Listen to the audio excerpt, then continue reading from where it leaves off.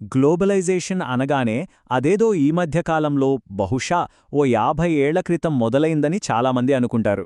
కాని నిజం చెప్పాలంటే ఈ ప్రపంచ దేశాల అనుసంధానం వెనుక వందల ఏళ్ల చరిత్ర ఉంది. ఇది చాలా పెద్ద కథ. మరి ఆ చారిత్రక ప్రయాణమేంటో చూద్దామా? ఇంత పెద్ద టాపిక్ను అర్థం చేసుకోవడానికి మనందరికీ తెలిసిన ఒక చిన్న విషయంతో మొదలుపెడదాం. అదే ఆహారం. అవును, ఎందుకంటే మనం రోజూ తినే భోజనం వెనుక ప్రపంచాన్ని కలిపిన ఒక పెద్ద కథే దాగి ఉంది. ఉదాహరణకి స్పెగెట్టీనే తీసుకోండి. నూడుల్స్ చైనాలో పుట్టి సిల్క్ రోడ్ ద్వారా పడమర దేశాలకు ప్రయాణించి చివరికి ఇటలీలో స్పెగెట్టీగా మారిపోయాయని ఒక థియరీ ఉంది. బహుశా అరబ్ వ్యాపారులు పాస్తాను సిసిలికి తీసుకొచ్చుండొచ్చు. అంటే చూడండి, ఆహారం కూడా మనలాగే ప్రయాణిస్తూ కొత్త కొత్త సంస్కృతుల్లో ఎలా కలిసిపోతుందో చెప్పడానికి ఇదొక మంచి ఉదాహరణ అన్నమాట. ఆశ్చర్యకరమైన విషయం ఏంటంటే, ఈరోజు మన వంటగదుల్లో కామన్గా కనిపించే బంగాళదుంపలు, టమాటాలు, మొక్కజొన్న లాంటివి ఓ 500 ఏళ్ల క్రితం మన ముందు తరాల వాళ్లకు అసలు తెలిసే కాదు. కొలంబస్ అమెరికాను కనుగొన్న తర్వాతే ఈ పంటలన్నీ యూరప్, ఆసియాకు చేరాయి. అక్కడి ప్రజల ఆహారపు అలవాట్లను పూర్తిగా మార్చేశాయి. ఒక్క బంగాళదుంప కథే చూస్తే ఒక కొత్త పంట ప్రాణాలను ఎలా నిలబెట్టగలదో, అదే సమయంలో తీసేయగలదో కూడా అర్థమవుతుంది. ఐర్లాండ్లో ప్రజలు బంగాళదుంపపై ఎంతగా ఆధారపడ్డారంటే, ఒకసారి ఆ పంట పాడైపోయినప్పుడు లక్షలాది మంది ఆకలితో చనిపోయారు. దీన్నిబట్టే మన ప్రపంచ ఆహార వ్యవస్థ ఎంత సున్నితమైనదో తెలుసుకోవచ్చు. ఆహారం ప్రయాణించడమనేది కేవలం ఒక ఉదాహరణ మాత్రమే. సరే, ఇప్పుడు మనం ప్రాచీన ప్రపంచంలోకి వెళ్దాం. అప్పట్లో సుదూర ప్రాంతాలను కలిపిన మొట్టమొదటి వాణిజ్య రహదారులు ఎలా ఉండేవో చూద్దాం. ఇలాంటి దారుల్లో అన్నిటికన్నా ముఖ్యమైనవి సిల్క్ రోడ్లు. ఇవి కేవలం రోడ్లు కాదు, చైనా నుండి మధ్యధరా సముద్రం వరకు విస్తరించిన ఒక పెద్ద వాణిజ్య, సాంస్కృతిక మార్గాల నెట్వర్క్ అన్నమాట. ఈ మార్గాల్లో పట్టు, సుగంధ ద్రవ్యాలు మాత్రమే ప్రయాణించలేదు.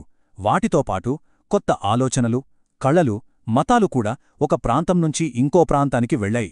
బౌద్ధం దగ్గర్నుండి క్రైస్తవం వరకు ఎన్నో విశ్వాసాలు ఈ దారులగుండానే వ్యాపించాయి. కాని ఈ మార్పిడికి ఓ చీకటి కోణం కూడా ఉంది.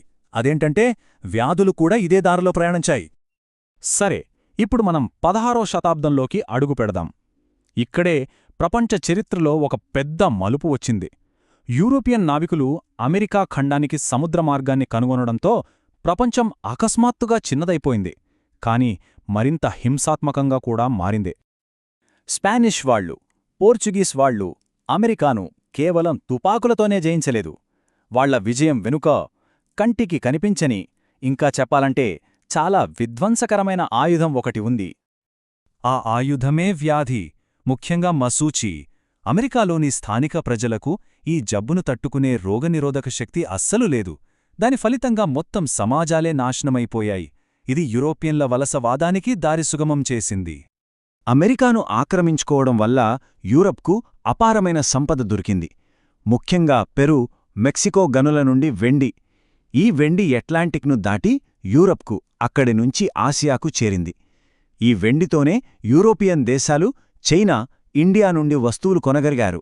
దాంతో ప్రపంచ వాణిజ్య కేంద్రం నెమ్మదిగా తూర్పు నుండి పశ్చిమానికి మారింది. ఇప్పుడు ఇంకొంచెం ముందుకు వెళదాం, 19వ శతాబ్దంలోకి. ఇది ఇండస్ట్రియల్ రెవల్యూషన్ సమయం. ఆవిరి యంత్రాలు, ఫ్యాక్టరీలు, రైల్వేల యుగం. ఈ కాలంలో ప్రపంచ ఆర్థిక వ్యవస్థ 3 కీలకమైన ప్రవాహాల వల్ల చాలా వేగంగా పెనవేసుకుపోయింది. ఆర్థికవేత్తలు 19వ శతాబ్దపు ప్రపంచ ఆర్థిక వ్యవస్థను అర్థం చేసుకోవాలంటే ఈ 3 ప్రవాహాలను చూస్తారు. 1 వాణిజ్యం, 2 వలసలు, 3 పెట్టుబడులు. ఈ 3 ఒకదానితో ఒకటి ముడిపడి ఉంటాయి. చూడండి, ఒక్క రాజకీయ నిర్ణయం ప్రపంచాన్ని ఎలా మార్చగలదో. బ్రిటన్ కార్న్ లాస్ అని పిలిచే చట్టాలను, అంటే ఆహార దిగుమతులపై వేసే పన్నులను రద్దు చేసింది. దాంతో చౌకైన ఆహారం దేశంలోకి రావడం మొదలయింది. దీనివల్ల బ్రిటన్లోని రైతులకు పనిలేకుండా పోయింది. కాని అమెరికా, ఆస్ట్రేలియా లాంటి దేశాల్లో లక్షలాది ఎకరాల భూమిని వ్యవసాయం కోసం సిద్ధం చేయాల్సొచ్చింది. ఇది ప్రపంచవ్యాప్తంగా కార్మికులు, మూలధనం, వస్తువుల ప్రవాహానికి దారితీసింది. ఈ ప్రపంచవ్యాప్త మార్పుల ఫలితమేంటో తెలుసా? ఒక భారీ వలస. 19వ శతాబ్దంలో సుమారు 5 కోట్ల మంది అవును 50 మిలియన్ల మంది యూరోపియన్లు మంచి భవిష్యత్తు కోసం తమ ఇళ్లను వదిలి అమెరికా, ఆస్ట్రేలియాకు వలస వెళ్లారు. ఈ చిత్రాలు చూస్తుంటే ఆ భారీ వరసల వెనుకున్న మానవ కథ మనకు అర్థమవుతుంది. కొత్త ప్రపంచ ఆర్థిక వ్యవస్థ వల్ల లక్షలాది మంది తమ ఇళ్లను, ఊళ్లను వదిలి సుదూర ప్రాంతాలకు ప్రయాణించారు. ఇదంతా సాధ్యం కావడానికి టెక్నాలజీ కూడా బాగా సహాయపడింది. ముఖ్యంగా రిఫ్రిజిరేటెడ్ షిప్లు రావటంతో మాంసం లాంటివి చాలా దూరం రవాణా చేయడం సులభమైంది. ఒకప్పుడు అది చాలా ఖరీదైన వస్తువు, కానీ ఇప్పుడు సాధారణ యూరోపియన్లకు కూడా అందుబాటులోకి వచ్చింది. అయితే ఈ అనుసంధానం, ఈ పురోగతి అంతా మంచేనా? దీనికింకో వైపు కూడా ఉంది, ఓ చిక్కటి కోణం. ప్రపంచ ఆర్థిక వ్యవస్థ విస్తరించడం వల్ల చాలామంది తమ స్వేచ్ఛను, జీవనోపాధిని కోల్పోయారు. ఈ ఆఫ్రికా మ్యాప్ చూస్తే ఆ చీకటి కోణం స్పష్టంగా కనిపిస్తుంది. ఈ గీతలు చూసారా? ఇవి సహజమైన సరిహద్దులు కావు. 1885లో బెర్లిన్లో యూరోపియన్ దేశాలన్నీ ఒక గదిలో కూర్చుని స్కేల్ పెట్టి ఆఫ్రికా ఖండాన్ని తమలో తాము పంచుకున్నప్పుడు గీసిన గీతలు. ఆక్రమణ అనేది ప్రజల జీవితాలను, స్వేచ్ఛను ఎలా నాశనం చేస్తుందో చెప్పడానికి ఇదొక నిదర్శనం. ఇప్పుడు మనం రిండర్పెస్ట్ కథను అర్థం చేసుకోవాలంటే ఒక్క విషయం గుర్తుంచుకోవాలి. అప్పటి ఆఫ్రికా సమాజాల్లో సంపద అంటే డబ్బు కాడు, పశువులు. వాళ్ల జీవనాధారం, వాళ్ల సంపదంతా పశువులే. అలాంటిది యూరోపియన్లు తమతో పాటు రెండర్పెస్ట్ అనే భయంకరమైన పశువుల వ్యాధిని ఆఫ్రికాకు తీసుకొచ్చారు. అది అంటువ్యాధిలా వ్యాపించి ఖండంలోని 90% పశు సంపదను నాశనం చేసింది. ఒక్కసారి ఊహించుకోండి, మన సంపదలో 90% ఒక్కసారిగా మాయమైపోతే ఎలా ఉంటుందో. ఆఫ్రికన్ల జీవనాధారం పూర్తిగా నాశనమైపోయింది. మరి దేని పర్యవసానం? తమ పశు సంపదను కోల్పోయిన ఆఫ్రికన్లకు బ్రతకడానికి వేరే దారి లేకపోయింది. దాంతో వాళ్లు వలసవాదులు నడిపే గనుల్లో, తోటల్లో కూలీలుగా పనిచేయాల్సి వచ్చింది. ఇలా వాళ్లను బలవంతంగా కార్మిక మార్కెట్లోకి నెట్టారు. 19వ శతాబ్దపు ఆర్థిక వ్యవస్థను నడిపిన మరో నిర్బంధ శ్రమరూపమిది. ఇండియా, చైనా నుండి లక్షలాది మందిని కరీబియన్, ఆఫ్రికా, ఆగ్నేయాసియాలోని తోటల్లో పనిచేయడానికి ఒప్పంద కార్మికులుగా తీసుకెళ్లారు. సో మనం చూసిన ఈ కథంతా ఏం చెబుతోంది?